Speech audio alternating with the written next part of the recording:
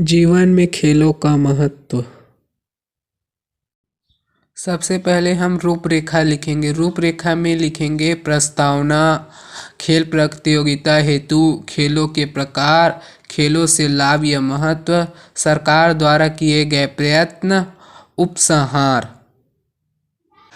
पहला लिखेंगे हम प्रस्तावना। प्रस्तावना में लिखेंगे खेल मनोरंजन के उत्तम साधन है। स्वास्थ्य की दृष्टि से उनका महत्वपूर्ण स्थान है। खेलों से हमारे शरीर का हर अंग, मांसपेशियां आदि सुचारू रूप से कार्य करते हैं। हम अपने शरीर में स्फूर्ति का अनुभव करते हैं। रक्त संचार उचित ढंग से होता है। जिस प्रकार से मनुष्य के शरीर के लिए खाना पीना, सोना, वायु आदि अनिवार्य है, उतना ही खेलना भी है। खेल एक प्रकार का व्यायाम है। मानसिक श्रम करने वालों के लिए टॉनिक का कार्य करते हैं। बिना खेल कूद के जीवन अधूरा रहता है। अतः कहा गया है, सारे दिन काम करना खेलना नहीं, होशियार को भी मूर्ख बना देता है। अब सेकंड में लिखेंगे खेल प्रतियोगिता हेतु। वर्तमान परिवेश में खेलों का महत्व बहुत बढ़ गया है। प्रतियोगिताओं के कारण क्षेत्र व्यापक हो गया है। इसी स्पर्धा के कारण मानव जीवन और संपूर्ण विश्व एक खेल का मैदान बन गया है। हर किसी में अपनी रुचि के खेल में पारंगत होने की होड़ लगी रहती है। प्रतियोगिता के ही कारण विश्व कप, ओलंपिक, एशियाड आदि खेलों का जन्म हुआ है। थर्ड में लिखेंगे खेलों के प्रकार। इसमें लिखेंगे आजकल खेलों को दो भागों में बांटा जाता है।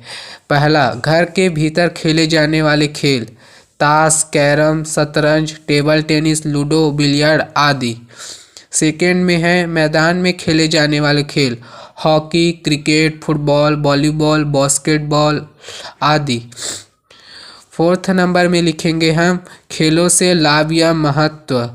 इसके अंतर्गत पहला लिखेंगे मैत्री भावना का विकास। खेल दो दिलों को जोड़ने वाले होते हैं।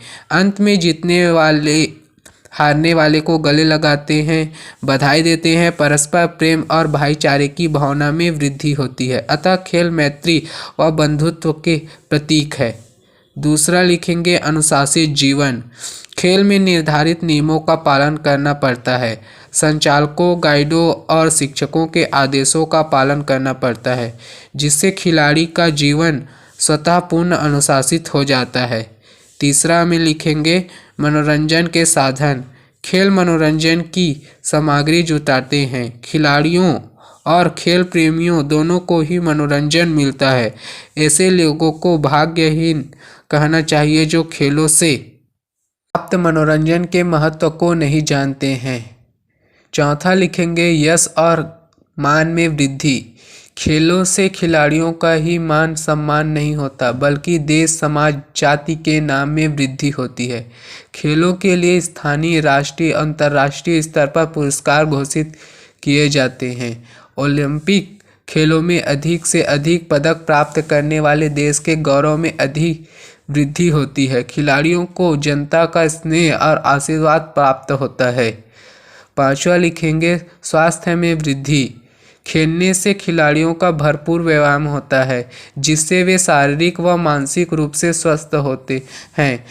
निरंतर विकास होता है। अतः कहा गया है, स्वस्थ शरीर में ही स्वस्थ मस्तिष्क का निवास होता है।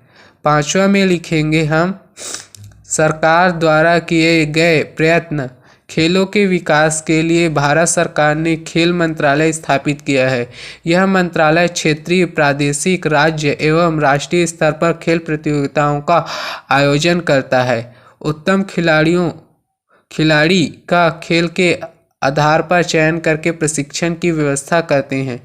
खेल की उत्तम सामग्री निर्माण एवं क्रय करने के लिए अनुदान व ऋण प्रदान करते हैं। छठवां में लिखेंगे हम उपसंहार। आखिरी में भी उपसंहार या निष्कर्ष लिखते हैं।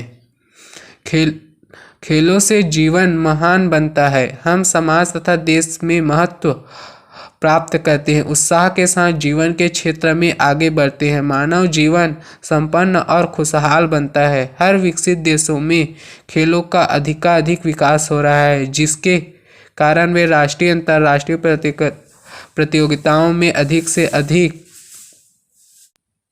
पदक प्राप्त करते हैं। हमें भी अपने देश में अधिक से अधिक खिलाड़ी तैयार करने के लिए खेलों को प्रोत्साहन देना चाहिए। इसके लिए बचपन से ही बालकों को विविध खेलों का अभ्यास कराना चाहिए, जिससे उनका शारीरिक व मानसिक बौद्धिक होता रहे।